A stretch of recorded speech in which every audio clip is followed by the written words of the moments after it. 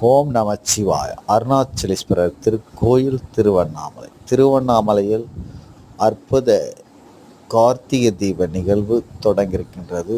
அண்ணாமலையாருடைய திருக்காட்சியுடைய தலவிருச்சிக மரம் மகிழ மரத்தை பார்த்து கொண்டிருக்கின்றோம். அற்புதமான இந்த மகிழ மர காட்சியை நாம் பார்த்து கொண்டிருக்கின்றோம். அழகான திருவண்ணாமலையை கிரிவலம் வருவது பக்தர்களுக்கு ரொம்ப அற்புதமான ஒளிமயமான எதிர்காலத்தை தர இருக்கின்ற அண்ணாமலையாருக்கு அரோகரா என்று கோஷமிட்டு வர இருக்கின்றார்கள்.